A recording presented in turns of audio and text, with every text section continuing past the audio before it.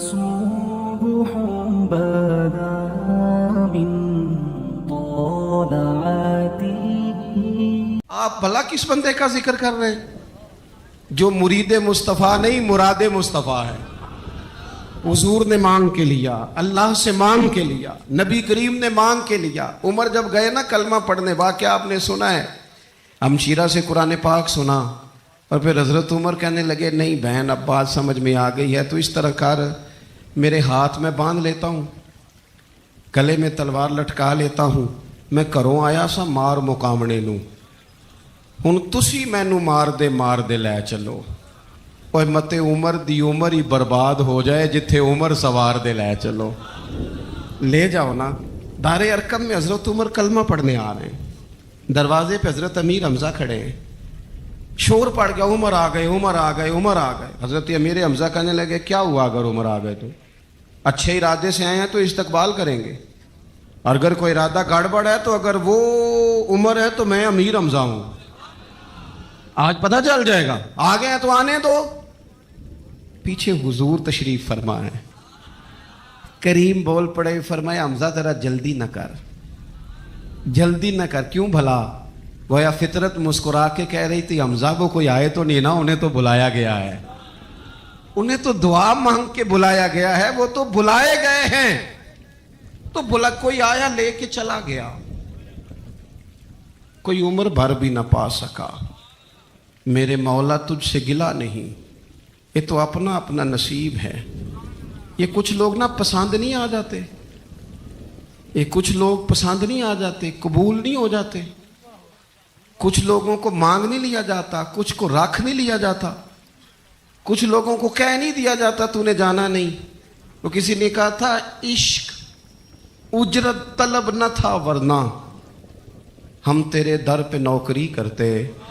کچھ تو تڑپتے ہیں نا، تو کچھ کو کہا جاتا ہے یار تو آ جانا، تو رہ جانا. او حضرت عمر تو وہ ہیں جنہیں کریم نے اللہ سے مانگا ہے، اللہ سے مانگا ہے. اور پھر کبھی جو حضرت عمر کے بارے میں حضور نے کہا ہے نا، جو محبوب نے فرمایا ہے، حضور نے جو ان کے لیے فرمایا ہے، اس پر کبھی بندہ غور کرنا. حضور فرمانے لگے لوگوں سنو میں نے رات خواب دیکھی ہے، خواب میں نے دودھ پیا ہے. حضور سید عالم علیہ السلام فرمانے لگے، یہ صحیح حدیث میں موجود ہے بخاری میں، فرمایا میں نے اتنا پیا ہے دودھ، اتنا پیا ہے کہ میرے ناخنوں سے بھی نظر آنے لگا. حضور فرمانے لگے دودھ پھر بھی بچ گیا. حضور فرماتے ہیں پتہ میں نے وہ دودھ خواب میں کسے دیا ہے؟ یا رسول اللہ فرمائے عمر خطاب کو دیا ہے. یا رسول اللہ اگر آپ نے دودھ پیا ہے اور بچا ہوا عمر کو دیا ہے، خواب آپ نے سنائی ہے تو حضور تعبیر بھی تو آپ نہیں بتانی ہے. تو یا رسول اللہ اس کی تعبیر کیا ہے؟ حضور فرمانے لگے اس کی تعبیر علم ہے، کہ عمر فاروق کو جس طرح اللہ نے مجھے علوم دیے عمر کو بھی علم دیا.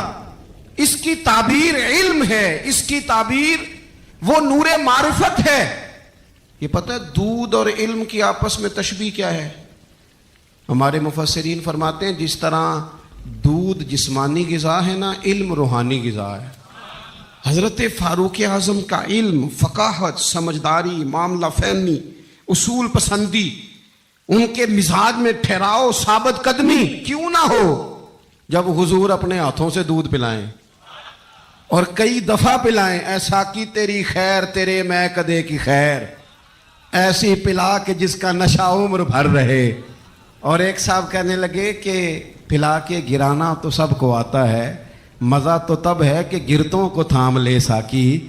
نبی پاک علیہ السلام نے فرمایا اس سے مراد علم ہے، فاروق اعظم کا علم. ایک دن پھر حضور بولے، فرمایا میں نے رات خواب دیکھی ہے. عزیز دوست آپ غور کریں بات پر تو کیسی کھلی بات، یعنی ساری دنیا کہتی ہے حضور کو خواب میں دیکھیں. یہ بخاری ہے. حضور فرمانے لگے میں نے خواب دیکھا ہے. یا رسول اللہ صلی اللہ علیہ وسلم کیا؟ فرمایا میں نے خواب دیکھا ہے. میں نے خواب میں دیکھا لوگوں نے قمیضیں پہنی ہوئی ہیں، کسی کی قمیض پیٹ تک ہے، کسی کی پیٹ سے بھی اوپر ہے. حضور فرماتے ہیں پھر میں نے خواب میں عمر کو دیکھا. عمر فاروق نے اتنی لمبی قمیض پہنی، اتنی لمبی قمیض پہنی کہ نیچے گھسٹ رہی تھی. حضور خواب سنا کے چپ کر گئے. یا رسول اللہ کرم نوازی کریں، تعبیر بھی تو بتائیں نا. تو رسول کریم نے فرمایا اس کی تعبیر دین ہے. گویا فرما رہے اتنا لمبا کرتا حضرت عمر نے پہنا ہے کہ عمر تو دین کے اندر لپٹے ہوئے ہیں.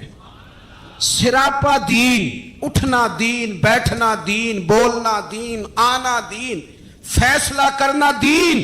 عمر کا ہنس دینا بھی دین، عمر کا رو دینا بھی دین، فاروق اعظم کا بدر میں کھڑے ہونا بھی دین، احد میں آنا بھی دین.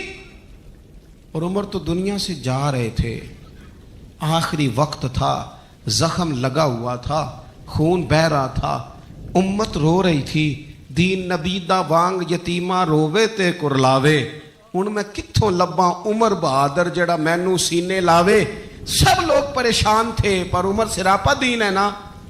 عمر فاروق شدید علیل ہیں، خون بہ رہا ہے.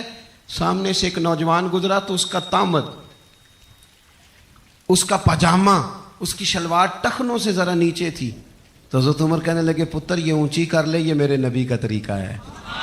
این اس وقت بھی فاروق اعظم دین کی او لے سجنا سا توڑ ہی نہیں بھائی، اسی جان بھی دتی تے راہ تیرے، لے سجنا سا توڑ. آخر تک پانی پرن نہ سہیلیاں تے وہ رنگا رنگ کڑے، پریا اس دا جانیے جس دا توڑ چڑھے. اور میرے محبوب نے دنیا میں سامنے بٹھا کے کہا، صحیح حدیث میں موجود ہے، فرمایا عمر میں نے جنت میں تیرا گھر بھی دیکھ لیا ہے. عمر دروازے پہ حور بھی بیٹھی تھی، میں اندر جانے لگا تھا، پھر میں نے کہا عمر بڑا غیور ہے.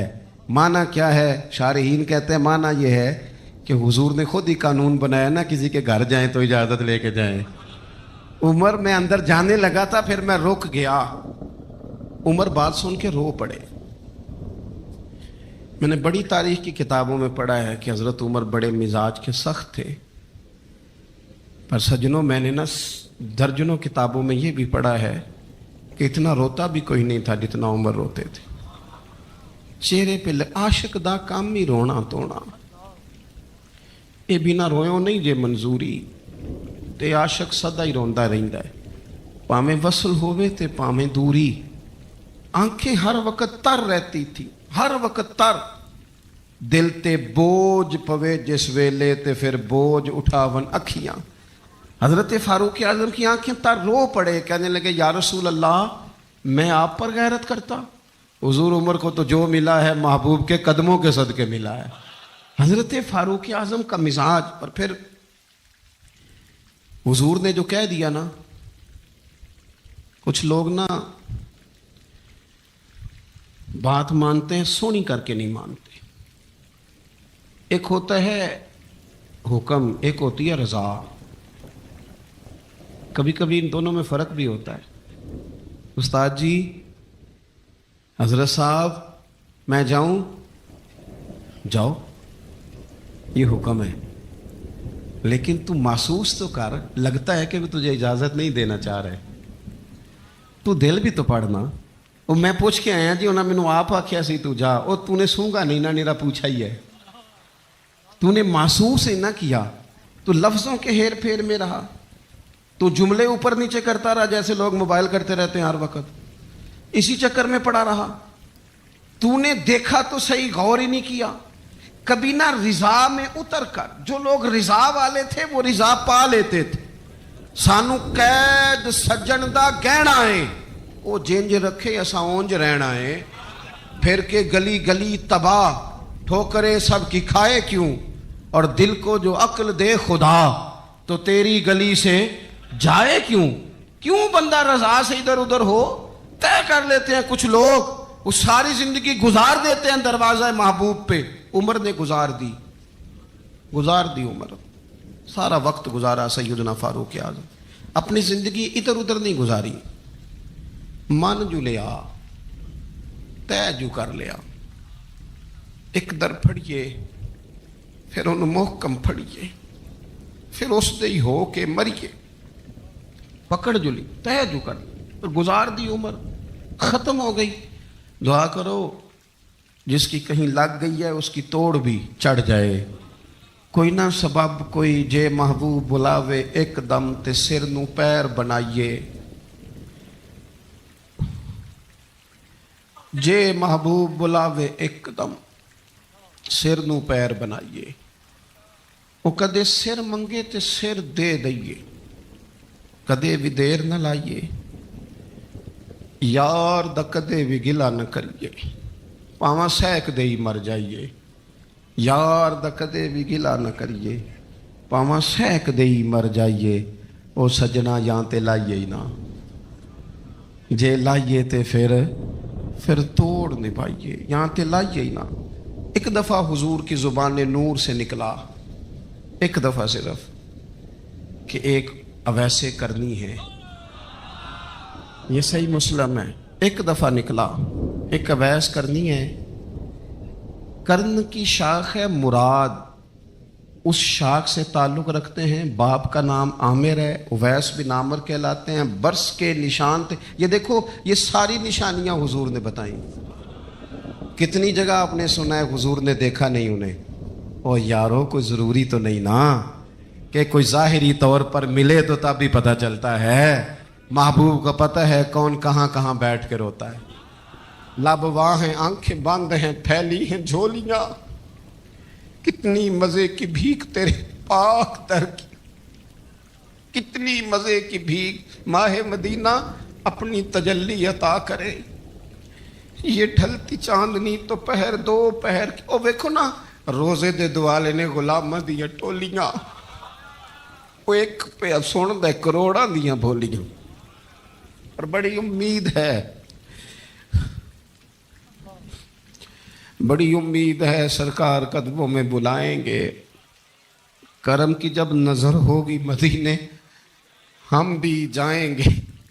और अगर जाना मदीने में हुआ हम गम के मारों का, तो मकीने गुंबदे खजरा को हाले दिल सुनाएंगे। एक दफ़ा हुजूर ने फरमाया, उमर, एक उवैस बिन आमिर नाम का शख्स है, कर्ण का है, मुराद एक शाख है कबीले की, उससे ताल्लुक़ रखता है, माँ का बड़ा फरमा बरदार है। ये देखिए हुजूर गुलामों की निशानियां बता रहे हैं, गुलामों की। बेखबर हो जो गुलामों से, वो आका क्या है, और बंदा मिट जाए ना आका पे तो वो बंदा क्या है। फरमाया बरस के निशान है चेहरे पे, बरस हुआ था वो ठीक हो गया, दिरहम के मुताबिक निशान होगा, माँ का फरमा बरदार है। और हुजूर ने फरमाया, उमर, उस बंदे की शान इतनी है कि वो अगर अल्लाह को कोई कसम दे दे तो रब पूरी कर देता है। फरमाया अगर उमर तेरी मुलाकात हो गई ना तो उससे अपने लिए दुआ करा लेना। बस तय कर लिया हजरत उमर ने। जो बंदा भी यमन से आए, उमर पूछें, उवैस को जानते हो, उवैस को जानते हो, जो भी मिले ना, हजरत उमर पूछें अवैस को जानते हो।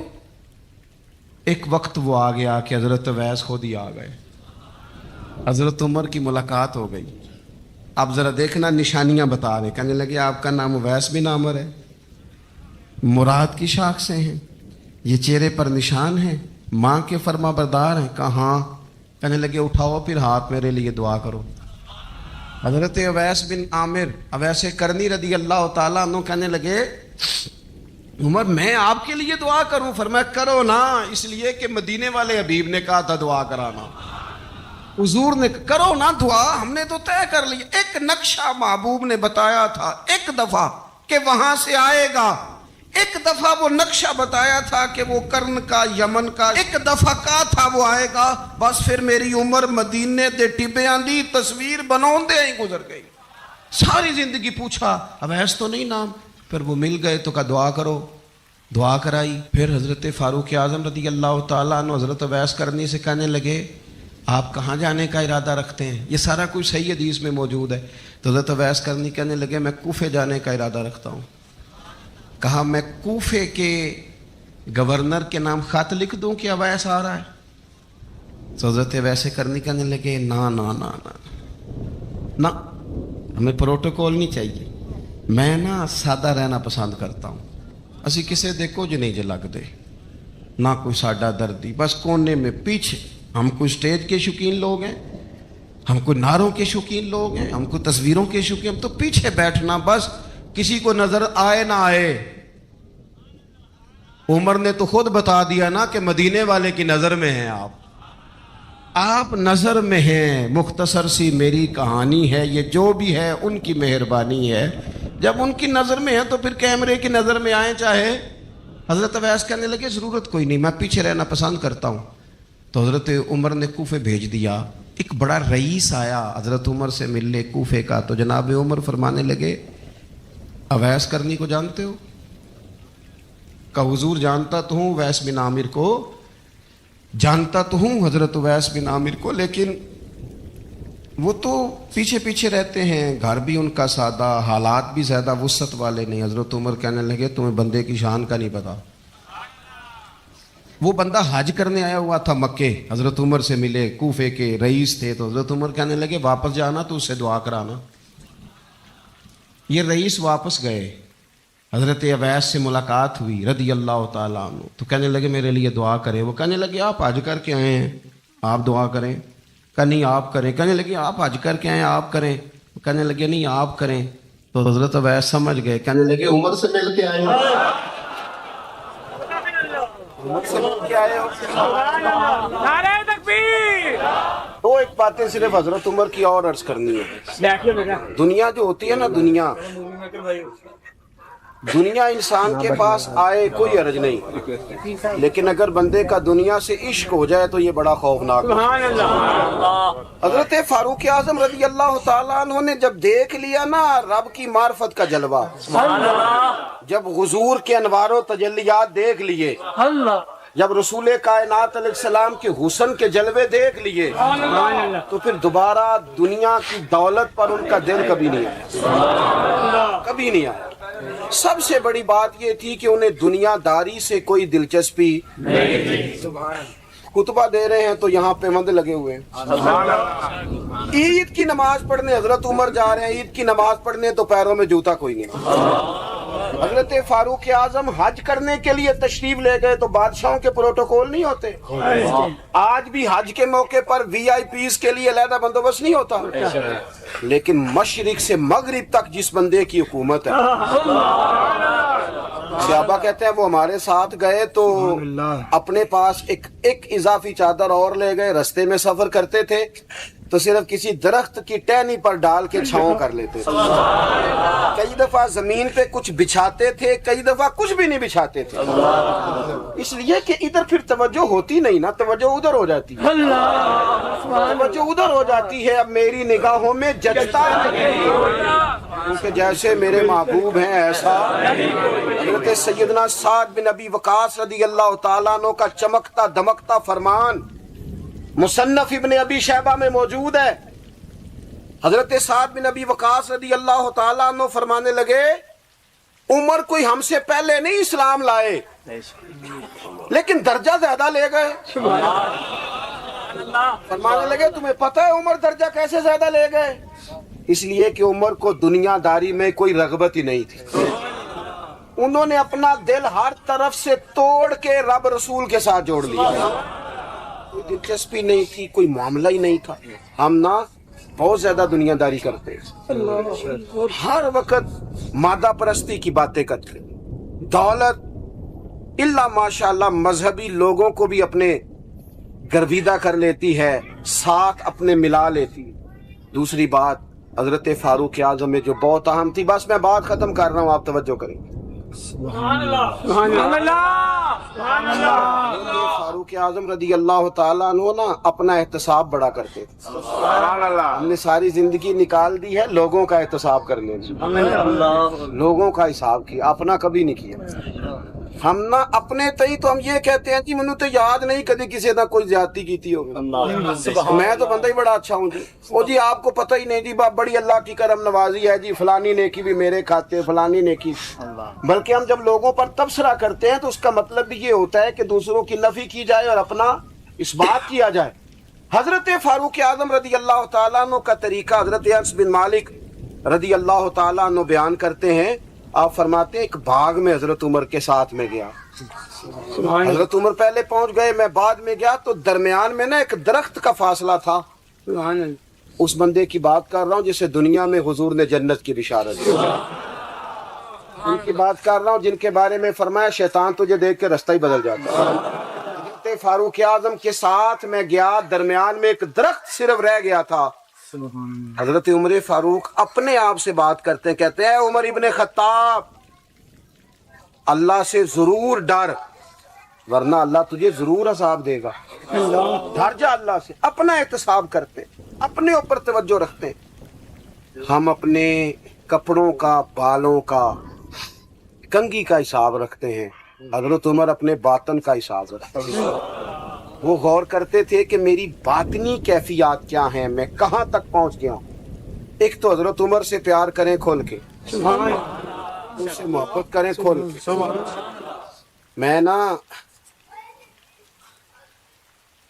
मैं आपसे अर्ज करूं, मैं जनाब फारूक आजम रज़ी अल्लाह ताला अन्हु को जब पढ़ता हूँ ना, उनकी बातें देखता हूँ तो अंदर दीवानगी पैदा हो जाती है। मैं ना कभी कभी सोचता हूँ कि इतने बड़े लोग भी दुनिया में आए। और मैं दावे और जिम्मेदारी से कहता हूँ, मिल्लत के जवानों, हजरत उमर को पढ़ो, हजरत उमर को सुनो, हजरत फारूक आजम के हवाले से मालूमात जमा करो। अगर तुम हजरत उमर को पढ़ने सुनने में कामयाब हो गए तो फारूक आजम से इश्क करोगे, समझ आएगी जिंदगी कैसे जी जाती है और भरपूर कैसे जिया जा सकता है। शर्त यह है कि हजरत उमर को पढ़ा जाए, हजरत फारूक आजम रज़ी अल्लाह ताला अन्हु को पढ़ा जाए, सुना जाए। हजरत उमर की जिंदगी में दो ही बातें, दुनिया से बेरगबती पूरी, माल दौलत गाड़ियां कोठियां रखें आप, लेकिन इनसे इश्क ना करें, इश्क अल्लाह रसूल से। और दूसरी बात, हिसाब अपना कर, अपने बातन का ख्याल रखना है कि अंदर उजड़ पुजड़ तो नहीं गया, अंदर की कैफियत क्या है इसका ख्याल रखना।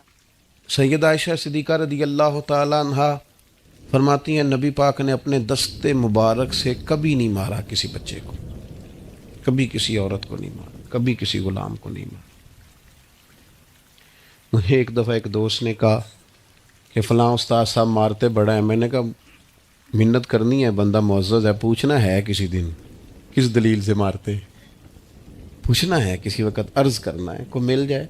हुदूदुल्लाह के मामले में सख्ती फरमाई, सख्ती करना और है, बच्चों पर सख्ती करना ताकि वो गलती ना करें, ये मामला और है, लेकिन तशद्दुद की राह इख्तियार करना, ये किसी सूरत भी ये चीज़ दुरुस्त नहीं है। आपका लहजा हसीन हो, खूबसूरत हो, तो अपने शागिर्दों में, तलबा में, कुछ पीर साहब भी जलाली होते हैं, पता है आपको, माड़े मुरीदा नाल तगड़े नाल नहीं, हाँ, वहाँ जमाल ही जमाल है सारा। बंदा तगड़ा होना चाहिए, फिर कोई जलाल नहीं, फिर तो खैर सल्ला है, फिर तो पीर साहब भी क्या एजाज़ देते हैं। खुदा बंदा ये तेरे सादा दिल बंदे किधर जाएं, दरवेशी भी अय्यारी है, शहनशाही भी अय्यारी, दोनों तरफ ही लोग तरीका दूसरा इख्तियार कर रहे हैं। ये हज़रत बड़े जलाली थे, मैं क्या तू गरीब आदमी होवेगा ना, हाँ इसलिए जलाली थे, तो तगड़ा होता तो जलाल शलाल छुट्टी थी सारी। तो वज़ादार रहें, मिजाज में बुर्दबारी रखें, हलीमुत्तबा रहें। अगर आप शोर करेंगे, आपकी गुफ्तगू और आपका लबो लहजा बेचैनी जाहिर करेगा, तो आपका वक़ार जाता रहेगा। आपकी झुकी नज़रों में और खामोश जुमलों में अल्लाह वज़न पैदा कर देगा। खामोश जो वो हज़रत बायज़ीद फरमाया करते थे अलैहि रहमा, जिसने हमारी चुप से कुछ नहीं सीखा, उसने हमारी तकरीर से क्या सीखना। तो एक तो ये कि वज़ादार हैं, ये दिन है, ये वक्त गुजारने का, और जाहिलों से उलझना नहीं। इमाम शाफ़ी रहमतुल्लाह अलैह फरमाया करते थे, ज़िंदगी में इल्मी गुफ्तगू हुई है, फरमाते हैं कभी उलमा से गुफ्तगू हुई और कभी जोहला से गुफ्तगू हुई। फरमाते थे जब मेरी उलमा से गुफ्तगू हुई है, कभी सामने वाला आलिम के दलाइल मजबूत थे, वो कामयाब हो गए, कभी मेरे मजबूत थे, मैं काम। आलिम से गुफ्तगू हुई तो कभी वो जीत गए, कभी मैं। लेकिन फरमाया करते थे जाहिलों से जब भी मेरी बहस हुई है, जाहिल ही जीते हैं। जाहिलों से कभी बंदा जीत सकता, बंदा जो जाहिल है उससे आप जीत रहे हैं। ये तो वो मैं अक्सर दोस्तों से कहता हूँ, मियाँ बीवी के झगड़े में ज़्यादा गलती मियाँ साहब की होती है। उसकी वजह यह है कि आप कह रहे हैं कि औरत की अकल कमज़ोर है, तो उसकी कमज़ोर है तो आपकी तो मियाँ पूरी है ना। तो आप बहस करते जा रहे हैं, बराबर की लड़ाई करते जा रहे हैं, घर तो आपने बसाना था। آپ کا حوصلہ زیادہ ہونا چاہیے تھا. ایک تو یہ. دوسری پھر یہ کہ رات کیسے گزارتے ہیں رب کے بندے.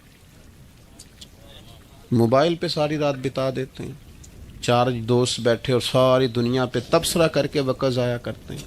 نہیں. والذین یبیتون لربہم سجدا وقیاما, وہ رات گزارتے ہیں اپنے رب کے لیے سجدہ کرتے ہوئے, قیام کرتے ہوئے, اس کے حضور حاضر رہ کر. اللہ یہ جو مصلی ہوتا ہے نا, یہ بندے کو طاقتور کرتا ہے. یہ جو اس کی عبادت ہوتی ہے یہ اسے خدائی طاقتیں دیتی ہے. جو لوگ عبادات کرتے تھے, بہت سارے لوگ کہتے ہیں خالی دعا سے کیا ہوتا ہے, اور میں نے کہا اللہ کے بندے دعا تو مومن کا ہتھیار ہے. نبی کریم رات کو دعا کریں تو صبح حضرت عمر جیسا آدمی اللہ اسلام کو عطا کرتا ہے. اپنے مزاج میں عبادت کا ذوق لائیں. یہ کچھ چیزوں نے نا, میڈیا نے, یہ موبائل نے, یہ ان چیزوں نے ہم سے ہمارا مسلح چھین لیا ہے. جب تک انسان عبادت, ہمارے بڑے استاد تھے نا مفتی حبیب اللہ صاحب رحمۃ اللہ علیہ, مفتی صاحب رحمۃ اللہ علیہ فرمایا کرتے تھے کہ میں جب سید صاحب کے پاس پڑھ کے واپس آیا تو میں تہجد کی نماز کے لیے نہیں اٹھتا تھا. عالم بھی ہو گیا, حافظ بھی ہو گیا. تو میرے والد صاحب میاں جی ان کو کہتے ہیں وہ مجھے ایک دن کہنے لگے حافظ, تو میں پڑھیا نہیں, میں پھر بھی اٹھ کے سویرے نفل پڑھنا. تو جس سویرے اٹھ کے تہجد نہیں سی پڑھنی تو علم کا دلی پڑھیا سی. مصلی پہ نہیں بیٹھتا یار, تو سویرے اٹھتا ہی نہیں, اس کے حضور حاضر ہی نہیں ہوتا. میں آپ سے عرض کروں, مضبوط عبادت کا ذوق, اور تبصرے چھوڑ دیں کہ فلانا نہیں پڑھتا, فلانا نہیں پڑھتا. شکر کر اللہ نے توفیق دی ہے. اور میں یہ عبادت یہ بھی انسان کو مضبوط کرتی ہے. آپ جب لمبی دعائیں مانگتے ہیں تو آپ کا رب سے رشتہ مضبوط ہوتا ہے. آپ دنیا سے بے نیاز ہوتے ہیں, لوگوں کی زیادہ ضرورت نہیں پڑتی بندے کو. جب وہ ساری باتیں اللہ رسول سے کہنے کا عادی ہو جاتا ہے پھر اسے حاجت نہیں رہتی دنیا دار اس کی مدد کرے نہ کرے. شرط یہ ہے کہ اس کی عبادات مضبوط ہوں. نبی پاک علیہ السلام سارا دینی دین کا کام کرتے تھے. حضور ہر وقت ہی عبادت میں رہتے تھے, ہر وقت. لیکن اس کے باوجود سیدہ عائشہ صدیقہ فرماتی ہیں گھر تشریف لائے اور حضور نے مصلی بچھا لیا اور ساری رات ہی نماز پڑھی. یہ صحیح مسلم میں آپ کو ملے. اور جب میں نے عرض کی حضور آپ کے صدقے اللہ اگلے پچھلوں کو معاف کرے گا, آپ اتنی زیادہ مشقت کرتے ہیں, آپ تو محبوب ہیں اللہ کے, تو فرمانے لگے عائشہ میں رب کا شکر گزار بندہ نہ بنوں. میرے بھائی عبادت کے ساتھ رشتہ. اب یہ جو ہماری راتیں تھیں تاک ایک رہ گئی ہے, یہ خاص اوقات تھے اللہ کی بارگاہ میں حاضری کی, سٹیٹس لگا کے ضائع کر دیے. اب تو معافیاں. وہ ایک دوست میرے پاس جمعہ پڑھنے آتے تھے تو عمرے پہ جا رہے تھے, بس میں بات ختم کرنے لگا ہوں, جمعے جا رہے تھے عمرے پہ, تو مجھے کہنے لگے کہ غلطی ہو گئی تو معاف کر دینا. میں نے کہا آپ تو مجھے احترام سے مل کے جاتے ہیں, رشتہ داروں سے معافی مانگیں, جن کے ساتھ کام کرتے ہیں ان سے معافی مانگیں, جن سے لین دین ہے ان سے. یہ کیا رسمیں ہوئی فیس بک پہ لگا دیا, کوئی غلطی ہو گئی ہو تو معاف کر دینا, یہ طریقہ ہے معافی مانگنے کا؟ ہمیں پتہ ہوتا ہے, پتہ سارا ہے سردار نو کیتیاں دا. یہ پردہ چپایا ہی تیرا پلا ہو سی, مان نانم کے مان دانم, خبر ہے ہر بات کی. اپنے آپ کو مضبوط کریں اللہ رسول کے ساتھ. آپ دعائیں مانگیں. آپ یقین کریں حضرت مولا علی شیر خدا رضی اللہ تعالیٰ عنہ سے کسی نے پوچھا حضور کے صحابہ کا طریقہ کیا تھا؟ فرمایا دن کے مجاہد, رات کے راہب. رات مصلوں پہ بیٹھتے تھے تو لگتا تھا دنیا کے ساتھ ان کا تعلق ہی کوئی نہیں, تو نہیں جم کے نمازیں پڑھتے تھے, عبادتیں کرتے تھے. اور دن کو جب وہ بیٹھتے تھے گھوڑوں پر تو ان سے بڑا مجاہد بھی کوئی نہیں ہوتا. اپنی مزاج کو, طبیعت کو اس طرف مائل کریں. کچھ دکھ نہ ہمارے بڑے ذاتی ہوتے ہیں, ہم کسی سے نہیں کہہ سکتے. بڑے نجی کچھ تکلیفیں ہوتی ہیں انسانوں کی, وہ تو اپنے آپ سے نکل جاتی. اتنے گہرے زخم ہوتے ہیں بعض لوگوں کے, حل ہے نا اس کا, جو کسی سے نہیں کہہ سکتے مصلی پہ بیٹھو رب سے کہہ دو, اس کی بارگاہ میں عرض کر دو. نبی کریم علیہ السلام نے فرمایا جو رب سے دعا نہ مانگے اللہ ناراض ہوتا ہے, جو زیادہ دعائیں مانگے اللہ اسے راضی ہوتا ہے.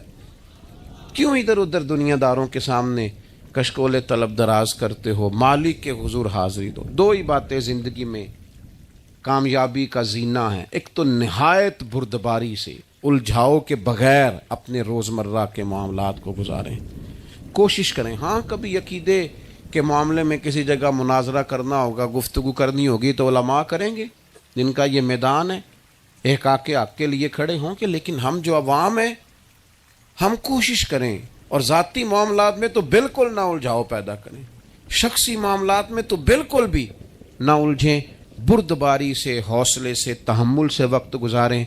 اور آخری گزارش آپ کی خدمت میں یہ ہے، مثبت جو لوگ رہتے ہیں نا وہ سکون میں بڑا رہتے ہیں، جن کے ذہن منفی ہوتے ہیں نا وہ بے چین بڑے رہتے ہیں۔ ساری زندگی لوگ دوسرے کا چہرہ صاف کرتے رہتے ہیں، کبھی تھوڑی سی محنت اپنی اینک کے شیشے پہ بھی کر لی جائے نا تو پھر بھی محسوس ہوتا ہے کہ اوہ یار نقطہ تو یہاں تھا، میں کہیں اور صفائی کرتا رہا۔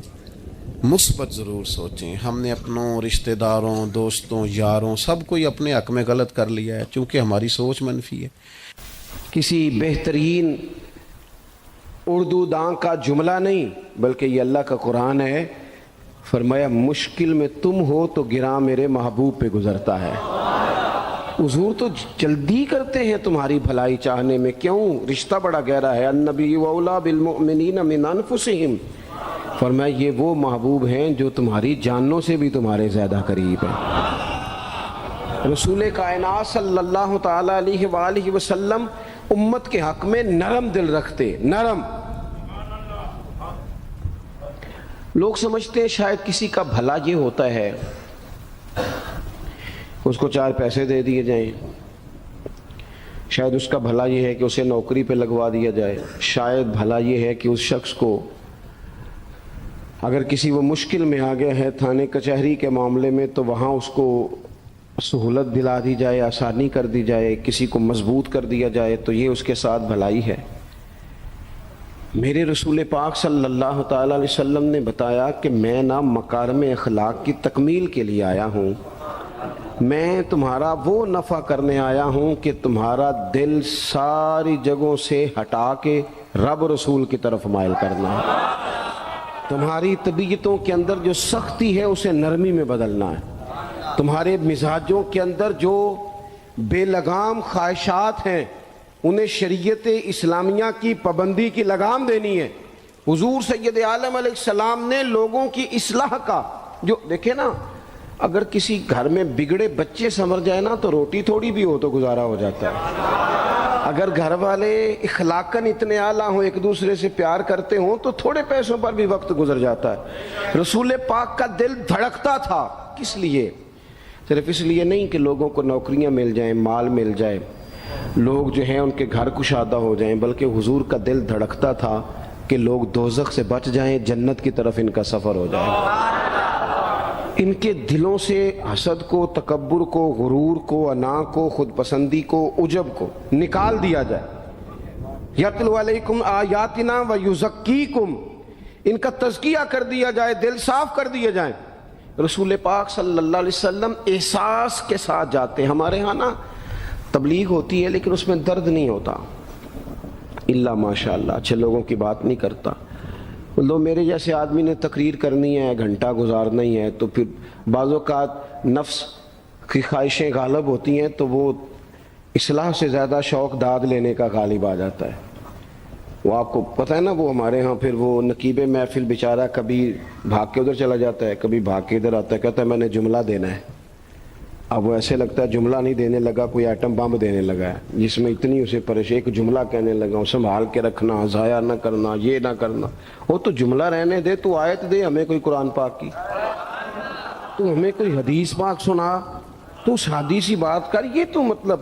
اور پھر وہ داد کا اتنا شوق کہ جب تک سارے ہاتھ نہ کڑھیں، جب تک شمال جنوب والے نہ بول پڑیں تب تک بات نہیں ہوگی۔ یہ کیسی بات ہوئی؟ اصلاح کے اندر تو آپ کا درد آپ کی زبان سے زیادہ اثر رکھتا ہے۔ اقبال کہنے لگے کہ بات جو دل سے نکلتی ہے اثر رکھتی ہے، پر تو نہیں، پر طاقت پرواز مگر رکھتی ہے۔ وہ تو اڑتی ہے، وہ تو اس کی تو پذیرائی ہوتی ہے۔ اگر بات دل سے نکل رہی ہے تو عزیز بھائی یاد رکھیے گا، حضور سید عالم علیہ السلام درد دل کے ساتھ دعوت دیتے لوگوں. 10 دن حضور نے طائف میں قیام کیا ہے، ایک بندے نے بھی کلمہ نہیں پڑھا، الٹا انہوں نے روڑے مارے، تکلیف دی. حضور واپس آ رہے ہیں، صحابی ساتھ ہیں، باغ میں بیٹھ گئے. اتنی صحت مبارک پر انہوں نے معاذ اللہ تعالیٰ سنگ باری کی کہ خون مبارک بہ رہا ہے. فوراً عرض گزار ہوئے، یا رسول اللہ صلی اللہ علیہ وسلم آپ دعا کر دیں یہ تباہ ہو جائیں. فرشتہ بھی حاضر ہو گیا، حضور آپ دعا کریں یہ تباہ ہو جائیں. لیکن محبوب کے دل میں نرمی ہے نا امت کے لیے، اگرچہ یہ ساری امت دعوت ہے اس وقت، پر اس وقت بھی نرمی ہے. محبوب کریم علیہ السلام نے ہاتھ اٹھائے. صحابی کہتے ہیں میرے دل میں خیال آیا اب یہ تباہ ہو ہی، میری طرف دیکھیں جی، اب یہ تباہ ہو ہی جائیں گے، اب کوئی نہیں بچا سکتا انہیں تباہ ہونے سے. لیکن حضور نے کیا کہا اے اللہ انہیں ہدایت دے دے، انہیں پتہ ہی نہیں یہ کیا کر رہے ہیں. فوراً عرض کی یا رسول اللہ ایک نے بھی کلمہ نہیں پڑھا، ایک نے بھی کلمہ نہیں پڑھا. کبھی پتھر مارنے کے والے کے لیے بھی دل میں احساس ہوتا ہے. ہمیں تو کسی نے کچھ بھی نہیں کہا، کوئی گالی نہیں دی، کچھ نہیں کہا، پر ہم سخت کیوں ہیں بھلا؟ وہ ہمارے پیچھے نہیں چلتا ہاتھ باندھ کے، جی میں ہاں نہیں ملاتا، تو ہمارا دل اس کے لیے سخت ہے. 2 ہی تو بندے ٹھیک ہے دنیا میں، ایک میں ٹھیک ہوں اور ایک جو میری ہاں میں ہاں ملائے پوری وہ ٹھیک ہے. دونوں ہاتھ باندھ کے پیچھے چلے، تیسرے کو میں کیسے ٹھیک ہونے دیتا ہوں؟ میرا مزاج ہی نہیں. اللہ ماشاءاللہ ہماری طبیعت ہی نہیں ہوتی ایسی. خدا کے بندو جب دل کشادہ ہوں، طبیعتیں کھلی ہوں، پھر اس طرح کا تھوڑی مزاج ہوتا ہے. کریم محبوب صلی اللہ علیہ وسلم سے عرض کی حضور ایک نے بھی نہیں کلمہ پڑھا اور پھر بھی آپ کے دل میں اتنی وسعت ہے، آپ ہدایت کی دعا کر رہے ہیں. 10 دن لگائے، ایک شخص بھی نہیں آ رہا. تو محبوب کیا فرمانے لگے؟ کریم فرمانے لگے مجھے پتہ ہے انہوں نے تکلیف دی ہے، ایک نے بھی کلمہ نہیں پڑھا، جلدی نہ پریشان ہو جایا کریں. کچھ لوگ جلدی کچے جملے بوئے، ساڑی قوم نہیں ٹھیک ہو سکتی دی، ایسمو لگتا کچھ نہیں ہو سکتا دی، یہ نہیں ٹھیک ہو سکتے، فلانے نہیں ٹھیک ہو سکتے. شکوہ ظلمت شب سے تو کہیں بہتر تھا، اپنے حصے کی کوئی شمع جلاتے جاتے. اللہ کے حبیب صلی اللہ علیہ وسلم سے عرض کی یا رسول اللہ صلی اللہ علیہ وسلم ایک بھی نہیں مانا اور آپ نے پھر ہدایت کی دعا کی. تو یہ میرے محبوب کا امید کا طریقہ ہے. کریم فرمانے لگے اگر آج یہ نہیں مانتے تو پھر بھی تباہی کی دعا نہیں کرنی، یہ نہیں مانتے تو ان کی آنے والی نسلیں مان جائیں گی، مان جائیں گے لوگ. اپنے دل میں جب آپ نرمی لے آتے، ہمارے نا سینکڑوں نوجوان گناہوں میں چلے گئے ایک علاقے سے. جو آدمی گناہ میں مبتلا ہوتا ہے نا وہ سخت تکلیف میں ہوتا ہے. انسان کو جو چیز سب سے زیادہ ستاتی ہے وہ اس کی اپنی غلطیاں ہوتی ہیں. حدیث میں فرمایا ما حاک فی صدرک، کھٹکتا ہے سینے میں، چبھتا ہے گناہ. یہ تکلیف دہ معاملہ ہوتا ہے، تڑپتے ہیں لوگ، سسکتے ہیں. لیکن روایتی انداز سارا جب ہماری مجالس اور محافل میں ہو جاتا ہے، کوئی نہیں وقت دینے والا، پیار کرنے والا، تھپکی دینے والا، بازو تھام کوئی نہیں. ایک تقریر وہ ہے جو میں آپ سے کرتا ہوں، بس ٹھیک ہے گھنٹہ گزارنا ہے، تو وہ بھی کئی میری طرح کے لوگ ہیں جو جمعرات کو فیصلہ کرتے ہیں سویرے کیا بیان کرنا. حالانکہ میری طرح کے جو چھوٹے ہیں وہ ہفتے سے ہی تیاری شروع کر لیتے ہیں تاکہ کچھ غور فکر کر کے قوم کے سامنے رکھا جائے ضروری. اب ایک تقریر میں آپ سے کرتا ہوں، سمجھانے کے لیے عرض کرتا ہوں. ایک تقریر ایسی ہے جو خطیب صاحب آپ سے کرتے ہیں اور خدا نخواستہ اللہ تعالیٰ معاف کرے صرف سمجھانے کے لیے، اگر ان کو پتہ چل جائے کہ ان کا بیٹا کسی غلطی میں مبتلا ہو گیا تو پھر بھی اسی طرح ہی داد و تحسین کے لیے لش پش کر کے تقریر ہوگی؟ نہیں، پھر یہ انداز نہیں ہوتا. پھر تو بچہ کو سامنے بٹھا کے باپ اپنی پگڑی اس کے پیروں میں رکھتا ہے، پھر تو ماں دوپٹہ پیروں میں رکھتی ہے، کہتے پتر میری کمائی نہ اجاڑ دینا، اور نہ پتہ چلا تو سگریٹ پینے لگ گیا، خدا خیر کرے تیری مہربانی. سوتا نہیں، اس کا چہرہ پریشان ہے. اب بات آئی ہے نا، اب یہ وقت آیا تبلیغ کا، اصلاح کا. اسے منت کر کے سمجھایا، اس کو گزارش کی، اس نے کہا ابا جی غلطی ہو گئی تھی آئندہ نہیں کرتا. پوری اس نے تسلی دی, پھر بھی نہیں سوتا. بچہ تو وعدہ کر کے چلا گیا, پھر بھی نہیں سویا. وہ اپنے کمرے میں چلا گیا اور اس نے مصلی بچھا لیا. کہا یا اللہ یہ میری عمر کی کمائی ہے, مالک اسے ہدایت دے دے.